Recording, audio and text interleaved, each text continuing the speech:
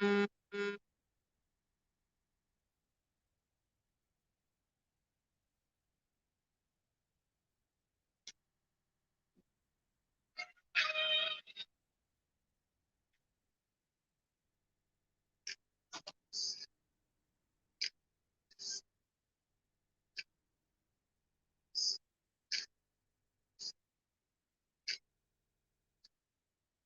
afternoon. Who do we have on? Welcome to the Power Chat. Good afternoon.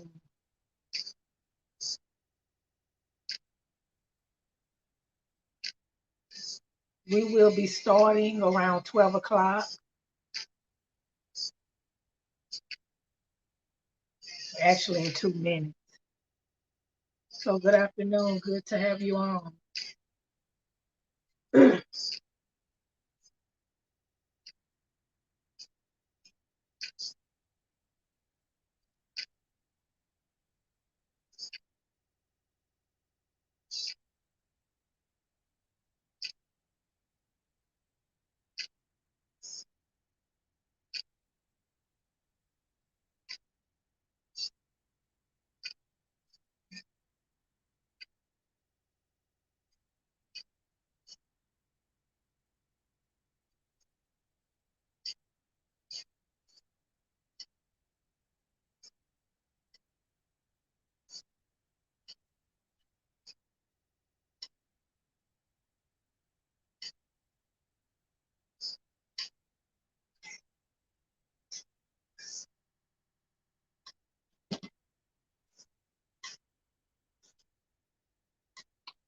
Hello, hello. Welcome to the Power Chat. It's good to see you. You can wave, say hi.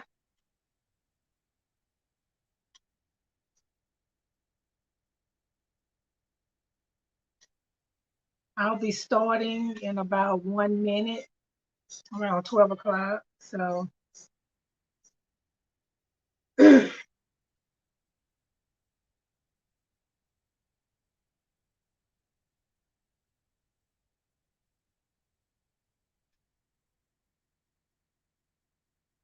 worship you and we want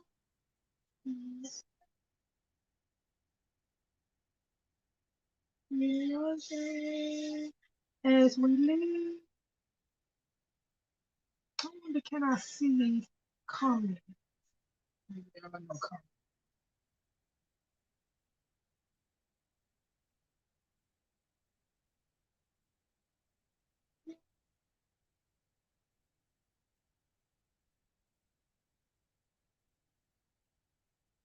We worship you and we want you to say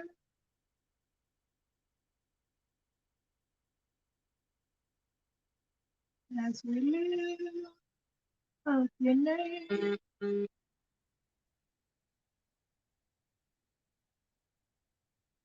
We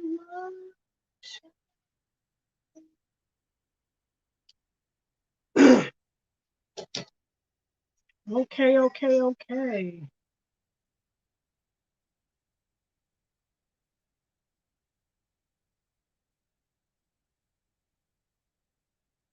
Let me get started. Give me 1 second.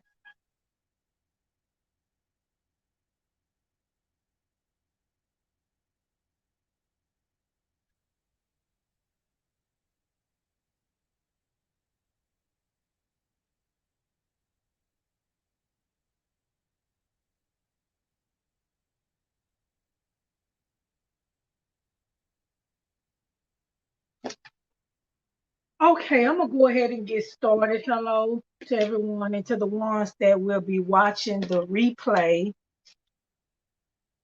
Hello, welcome to the Power Chat. And let me just give a brief introduction for those that don't know and the ones that will be watching the replay. Basically, this is the Power Chat. I do it every week, once a week on Saturdays, unless there's something that comes up. And basically, what I do is I come on and I share empowerment messages. That's what I do. I come on and I share empowerment messages on various topics out of the books that I've written, Growing on Purpose, Next Level Living. So I take concepts, principles, and ideas and things, and I expound on them from these books. These are the books that I've written. And so, and what I do is I bring wisdom nuggets. I share wisdom nuggets, insights, encouragement, empowerment. The power chat is to empower you, motivation, inspiration, whatever it is that you may need for that particular week. I'm here to add to your life, to add fuel to your fire. In regards to whatever journey that you may be on, a journey of self-discovery, growing, development, closer to God, whatever your journey may be, business, starting a business, ministry, relationships. And so hopefully these power chats just add some fuel to your fire, and that they add a little insight to your life. So with that being said, today's topic is voices. I want to talk about voices. Now, this is part two of voices. Be aware of distractions. Beware of distractions. This is part two. I had part one last week of voices. And let me take 1 to 2 minutes and just do a brief recap. Now, let me do a review on what we talked about last week, about 2 minutes, and then we can segue into part two. So this is part two. Beware of distractions. Now, part one last week, we talked about discerning the right voices. Remember, we talked about discerning the right voices and how it's imperative that we're discerning and that we're selective about the voices that we give access to our souls, because these voices are influencing and impacting our lives. These voices are influencing and impacting our lives, because remember, whoever we lend our ear to, those are voices, those are seeds that's coming through the ear gate, which is a pathway to your soul. So they are allowed access to your soul. So we talked about that last week, that these voices are influencers. They're impacting your life. They're sowing seeds into your soul. They're sowing seeds into your mind, your will, your emotions. So we have to be discerning and selective about that, because those seeds eventually produce fruit.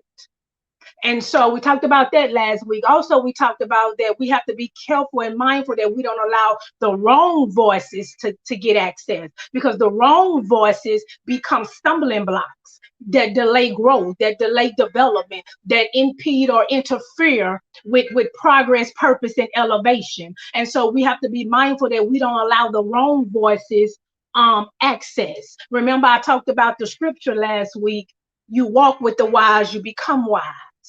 But if you expose yourself to a companion of fools, is what the word says, suffer harm. So if you expose yourself to people that are reckless, rash, people that are irresponsible, then you suffer the consequences. You walk with the wise, you become wise. When you expose yourself to wise, when you intentionally listen to the wise, follow the instructions of the wise, when you allow the wise to speak into your life, and then you become wise, you begin to make wiser choices and decisions. So we talked about that last week.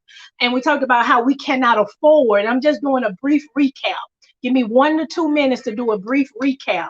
And we talked about last week how you cannot be casual about the individuals that you allow to counsel you, that you allow to advise you, that you allow to speak into your life. You cannot be casual about that. Well, you have to be intentional. And so we talked about that. People that you permit access. You cannot be casual about that. We also talked about how it's not just about us.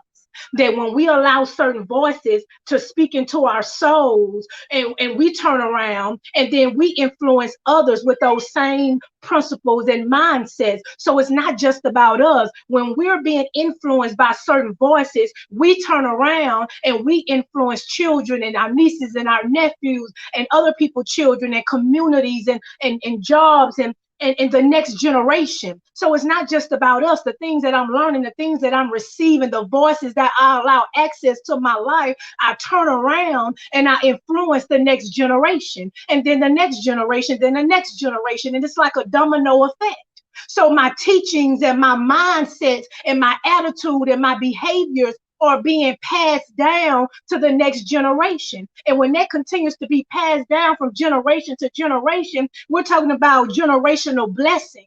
We're talking about creating a culture, because these are seeds that are being sown from one generation to the next. And when you look up, you produce a culture. So you are a part of producing a culture. You are part of producing a culture. You are part of that because those seeds have a domino effect. So whoever I allow access to my life, the voices that I allow to access and influence me, I turn around and I influence kids. I influence adults. I influence my family members. I influence communities. And we're talking about producing a culture. We're talking about influencing generations to come. So that's how significant this is. And that's how significant. Let me move on because we got to get to part two. So we talked about that in part one. How, and also this last thing I wanted to bring up that we talked about in part one is that we have to be discerning. That means we have to look through spiritual lenses. There's a word that says that God looks on the inside, the inner part of a man, but man looks on the outward appearance. We look at the shell. We look at what's going on the outside.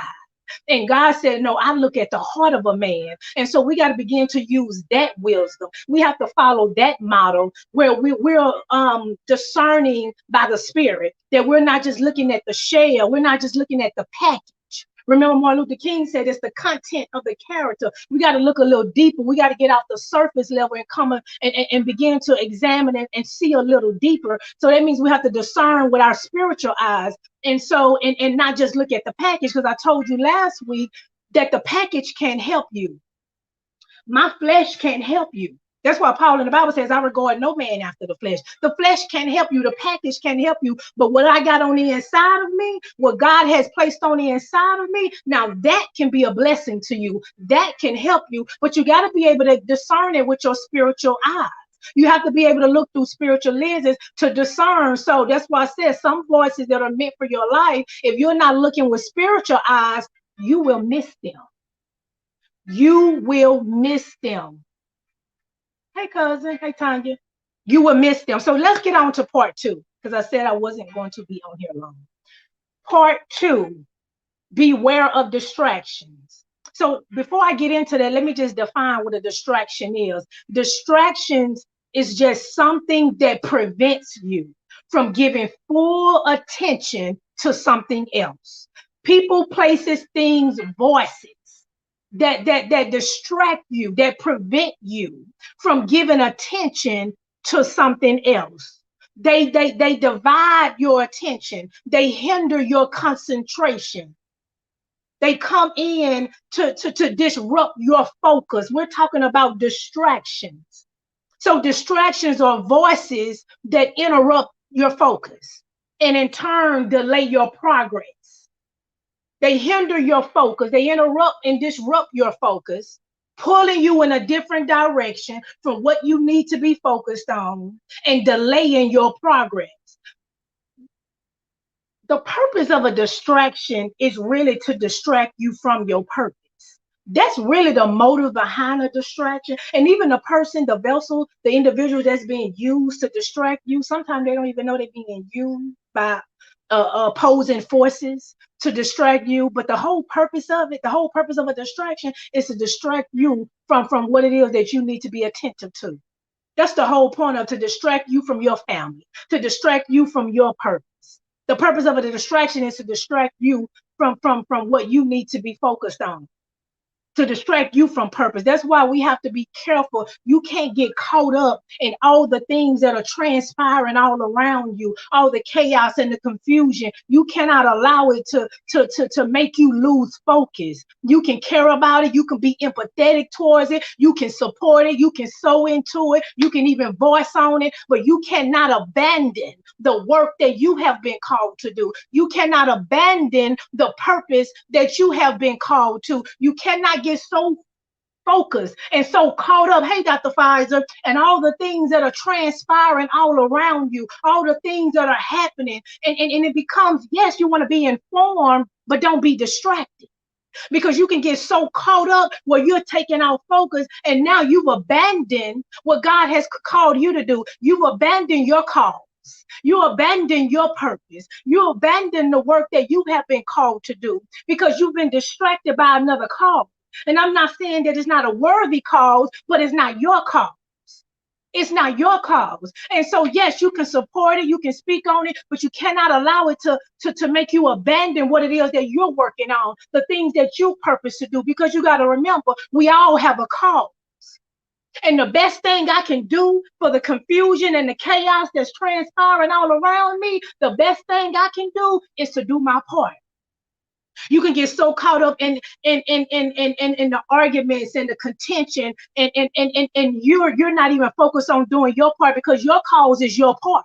Are you contributing something? That's the best thing I can do for the chaos and the confusion and the things that is transpiring in this world, in society, all around me. The best thing I can do is to do my part. And my part is do the work that I've been assigned to do. Don't lose focus from my assignment. Don't abandon my assignment. That's the best thing you can do. Be informed, but don't be distracted. Because see, I want to do something about something that I can do something about. I know that sounds crazy. I want to do something about something that I can do something about. There are some things you have no control over. You may can speak on it, you may can vote on it, but I want to do something that I can do something about. So let me work on my cause. You have a cause, I have a cause. We all have different causes. So let me get on my assignment. Let me get to my purpose so I can play my part and make my contribution. Because at the end of the day, it should be all working together for the common good. We're talking about expanding the kingdom. I'm talking about bringing kingdom culture. It should all be working together for a common good, for the enhancement and the improvement and the elevation of mankind. We all should be working together toward a common good. So just because I'm not passionate about what you're passionate about, just because you don't see me saying so many words, or I'm getting so angry and out of control about some of the things you're passionate about, it doesn't mean that I don't have empathy. It doesn't mean that I don't care. It just means I got more work to do. That makes me more energized and more determined to do the work that I've been called to do, because I got my part to do. It makes me more determined to make sure that I'm in my assignment, that I'm contributing to the betterment of mankind, that I'm bringing kingdom culture to this society. It makes me more energized to do that, because we all have passions and we all have callings and we all have a cause. So I said that to say, don't get so distracted by the hate and the confusion and the chaos that you abandon your work, that you abandon what God has called you to do. That's why it's imperative that you protect your ear gates. Remember, I told you last week that your ear gates, this is a pathway to your soul. Your ear gates is one of the pathways besides your eyes and other things, but it's a pathway to your soul. So when you're given access to certain voices, when you lend your ear to certain voices, that's a pathway, that's a gateway to your soul. And your soul is your mind, your will, your emotions, your experiences, your memories. You allowing somebody access to plant seeds into that. And I don't have time to go into it about the soul. There's some things I want to talk about with the soul, but I don't have time for time's sake. So you're allowing them to plant seeds in your soul. So you have to be protective of your ear gates. Every voice shouldn't have access to your ear gates. And when you allow those seeds to be planted in your soul, now you've taken on a mindset. Now you've taken on a mindset. And remember, I told you before, you take that mindset and now you're teaching it to the next generation. You're passing down that mindset. You're passing down that attitude. You're passing down that behavior. You're passing down that wisdom to the next generation and the next generation. And now we have produced a culture. I'm part of producing a culture. You're part of producing a culture, whether you want to or not, whether you realize it or not. You are part of producing a culture, because we're passing things down. We're influencing other people, which passing it down, and you passing it down. You talking to the woman at your job and you think you're just influencing her. You think you just helping her, but you don't even realize when you help her, she helps her children, and she helps her nieces and nephews, and then her children have children, and then they help their children, and then they help their children. So we're producing a culture. We're talking about generational. Does that make sense? We're talking about generational. So you produce a mindset. When a certain seeds are produced in your mind, you produce, it creates a certain mindset. And your mindset is just a fruit. You know, when you tell somebody, who's like, they got a certain mindset. They got a certain mindset. He got a certain mindset. The mindset is just a fruit of what's been sown in the heart and the mind. It's just the seeds. It's the result. It is the outcome. The mindset is just fruit. It's just fruit. I know what you've allowed to be planted in your mind by your mindset, because your mindset is the fruit. And then in turn, you have a life. And that life is a reflection of the mindset, which is a reflection of the thought patterns and the thinking processes. So you create a mindset, whatever you allow to be planted in your heart and soul, whatever you allow to be planted in whatever you plant, the seeds that you're planting, these voices are seeds. And remember, your life flows out of your mind. When you have a mindset, your life is flowing out of it. Your life follows your mind. Remember, the word in Proverbs says, as a man thinketh in his heart, so is he. As a man thinks in his heart, his subconscious mind, so is he. So your way of thinking becomes your way of life. Your way of thinking becomes your way of life. You cannot outthink. You cannot live beyond your mindset. You can't say, well, I got this great, I'm a genius at thinking, I got this great mindset, or you know, I think on another level, but then your life is never going to another level. You cannot say that, because your life is a reflection of your mindset. Your life reflects, it matches your mind. You can never outlive your mind. You can never live beyond your level of thinking. Your level of thinking determines your level of living. So if you get the mindset right, and we, again, the voices that are pouring into your mind, the books you're reading, those books are voices. The people you're listening to, the things you're reading and listening to and looking at, all of that, those are voices. Those are mindsets that are being planted in your heart and your mind. So as a man thinketh in his heart, so is he. Your way of thinking becomes your way of life. If you don't think it, then you won't become it. If you don't think it, then you don't become it. If you don't think it, then you don't become it. If you're thinking negative, you're thinking depression, you're thinking all of these negative thoughts, then guess what? You become it.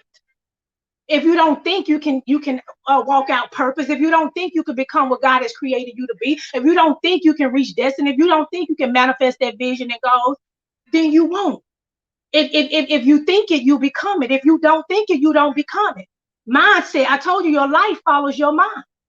Your life will never go beyond your mindset. Your life will never go beyond your mindset. That's why a person can examine and observe your life and know your way of thinking. They can understand your mindset, which the mindset is just the fruit of what's being planted in your heart and your soul.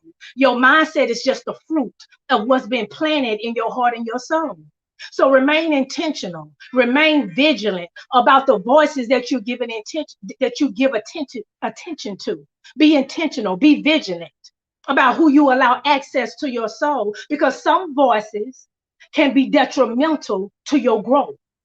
Some voices can be detrimental to your vision, to your purpose, to your dreams. Some voices can be detrimental to your family, detrimental to who you are becoming. That's why the word says stay alert, stay vigilant, because the enemy prowls around like a roaring lion, seeking someone to devour, to destroy. Stay vigilant, be alert, be attentive to your life. And I know that sounds simple, but you'll be amazed at the people that don't pay attention to their own life. Sometimes we get so focused on what everybody else is doing, so focused on somebody else's life, and we don't even pay attention to what's happening, what's going on, what's transpiring in our own life. We watching how they shaking and shifting and moving, but we're not attentive to our own lives. And so the enemy prowling around, working through people seeking someone to devour. You distracted. So you can't even pay attention to your own life, because you're watching her, you watching him, how he's shifting, shaking, and moving, but you're not attentive. You're not vigilant to your own life. So you can't fight against distractions. You can't avoid them, because you're not even paying attention. You're not even present. You're not even showing up for your own life. You got to be attentive. You got to be vigilant so you can fight against distractions. And one of the ways you can fight against distractions is by protecting your environment. You got to guard your space.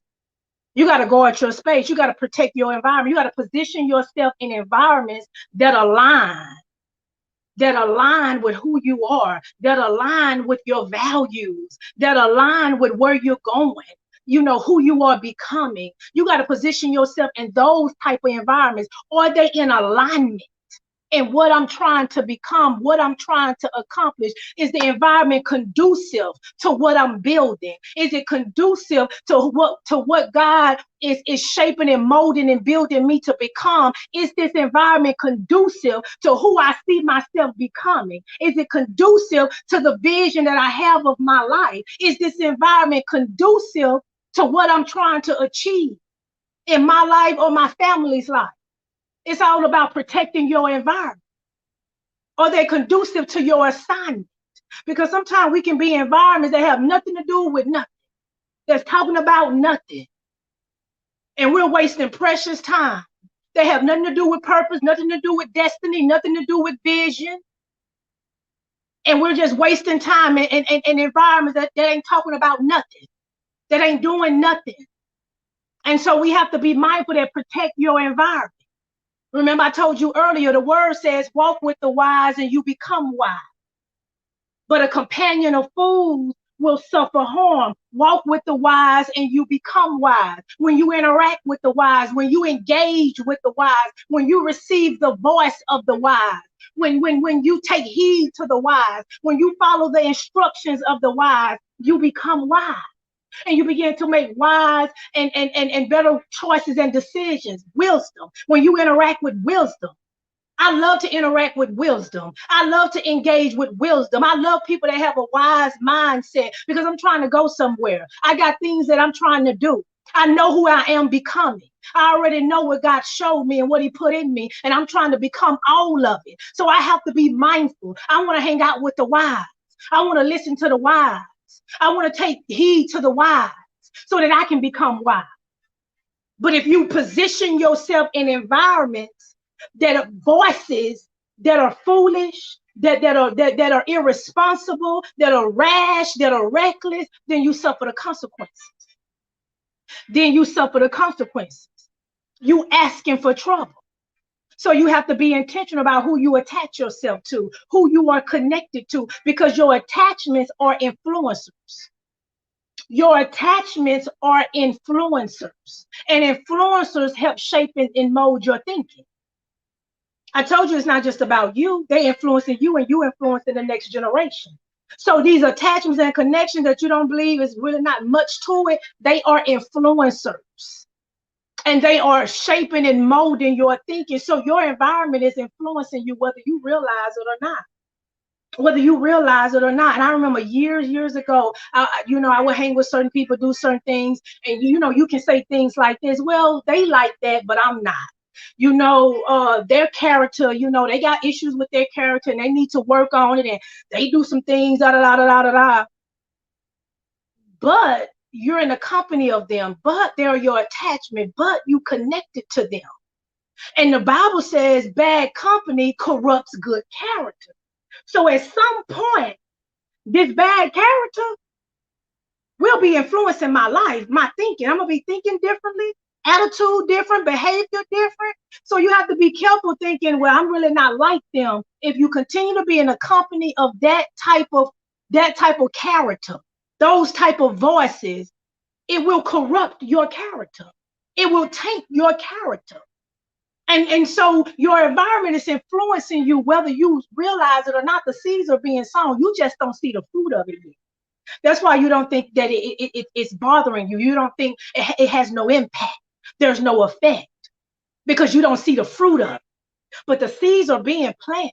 And before you know it, why am I saying that like that? Why am I acting like that? Why am I behaving or responding like that?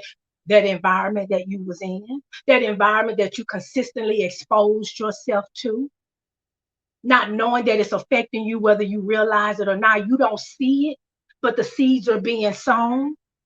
So let me move on to the next point because I can stay there forever. And so your environments are affecting you whether you realize it or not. Now, there are some environments you can't control.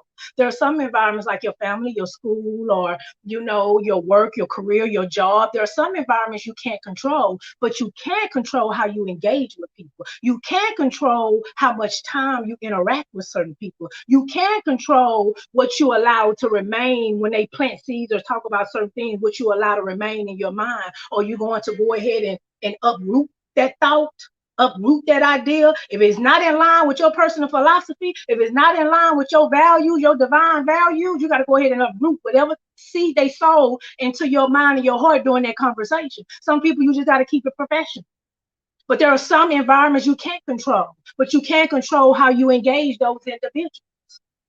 Take inventory of your life. Check your environment.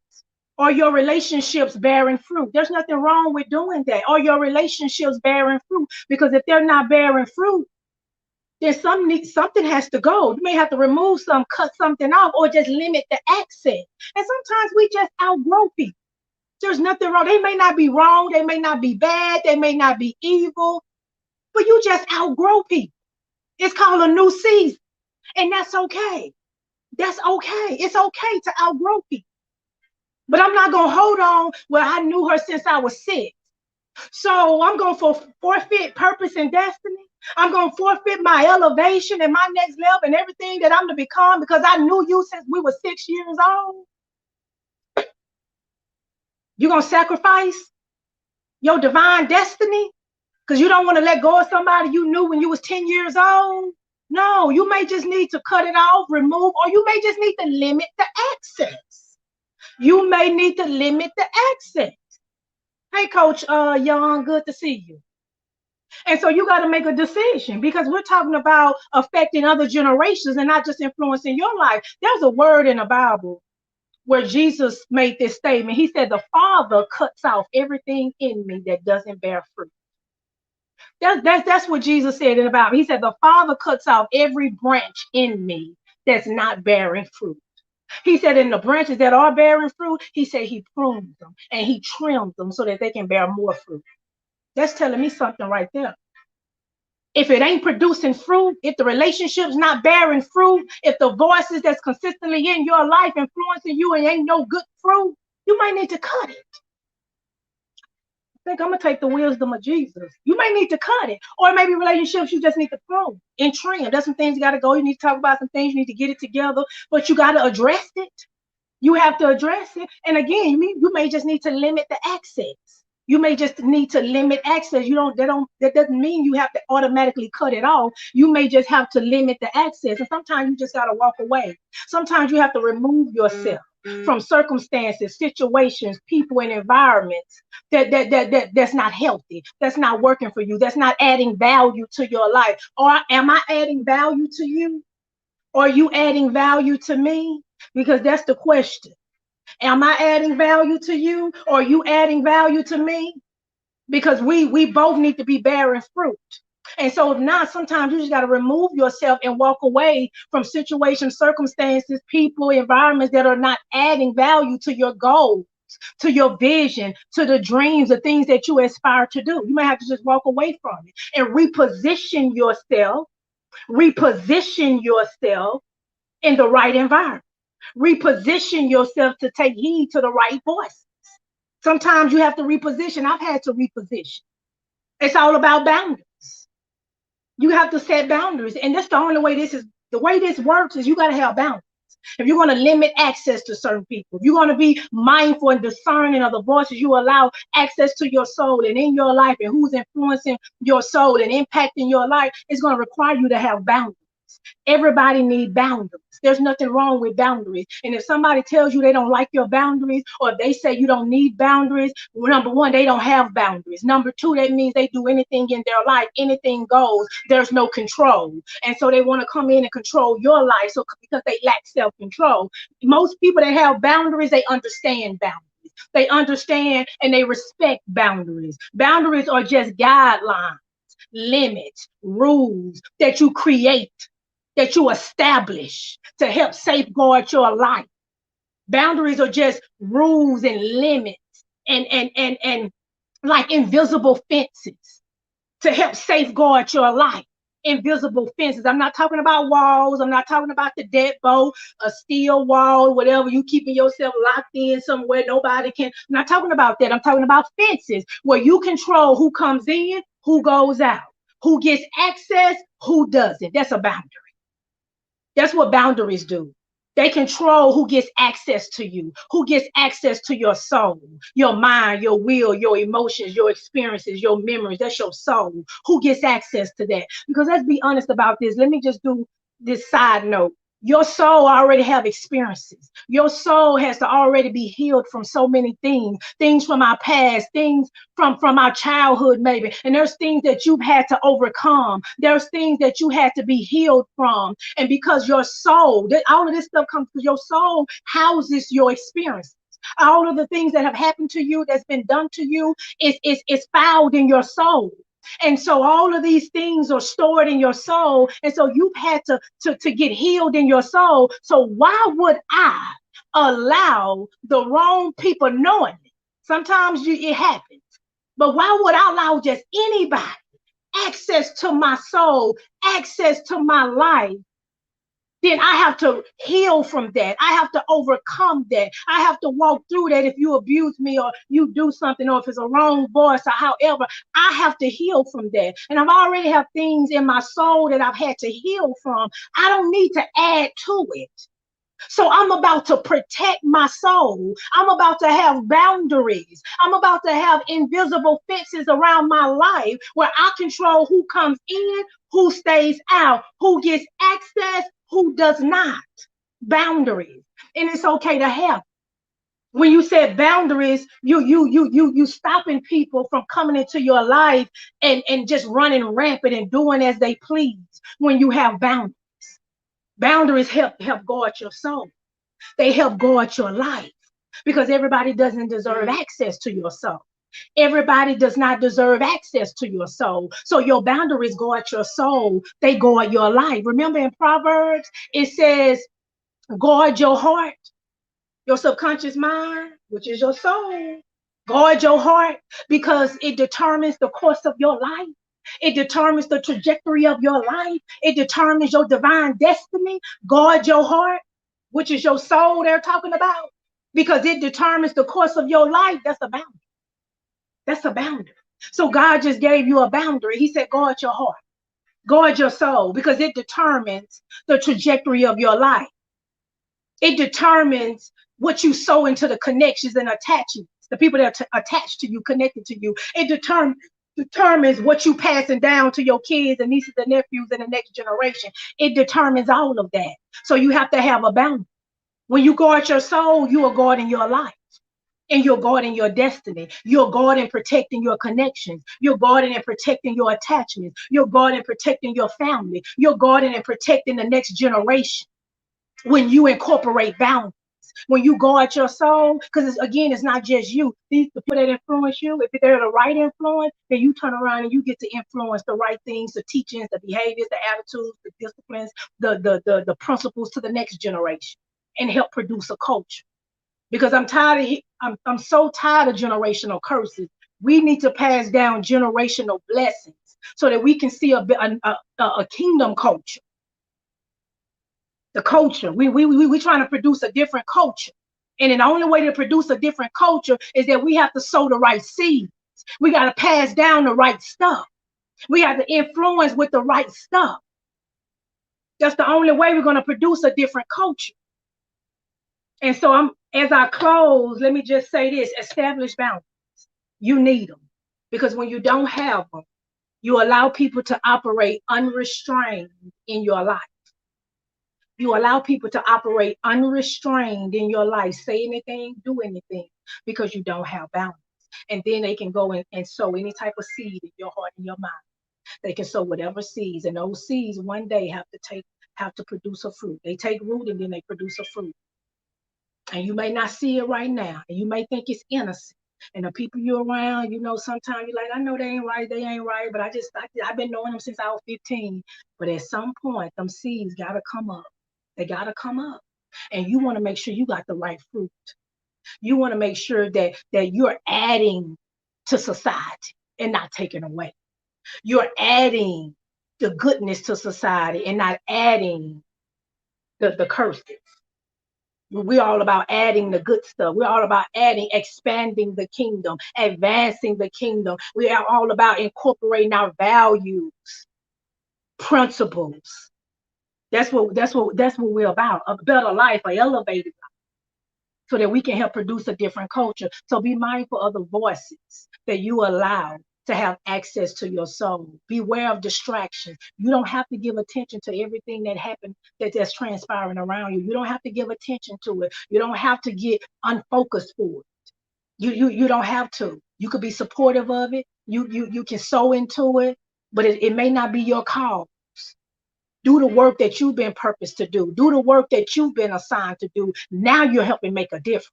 Because that's the best thing I can do, is to do my part, is to make contribution. Not just talk about, argue, and be, hate and angry, because that's not helping. That's not helping the culture. It's not helping society. So let me just pull away, get focused, undistracted, and do my part. What is my assignment? What have I been called to do? What have I been commissioned to do? What have I been purposed to do? And am I allowing different voices in the world, voices in the news, voices from complaining people all the time? Am I allowing these voices to distract my life, to distract my progress, to delay my future? It ain't worth it. It ain't worth it. Well, let me pray for you. I hope this power chat was a blessing to you. If it blessed you, share it, tag it, or something with somebody. I hope it blessed you. Again, principles and concepts from my books, TamikaFord.com. Father God, I thank you right now for every soul that's on this power chat. God, help us to remain focused. The things that you have called and purposed us to do. God, I just ask you right now that every person that's tuning in or tuning in later, that they're on their mission about what it is that you have assigned them to do, that they're focused, undistracted, that they're analyzed, that they're mindful, that they're discerning, that they're selective about what they allow to consistently come through their ear gates. God, I just pray that right now, that they keep a focused mind, that they continue to move forward in their cause, in the cause that you have purposed for them, that we continue to influence the next generation and the next generation and the next generation, that we produce a kingdom culture. That is my prayer, that we continue to move forward undistracted and know a distraction when you see it and dismiss it. May the Lord bless you and keep you. May his face shine upon you. May his favor be upon your life, and let his peace be with you. I love you, and I'll see you next week. God bless you.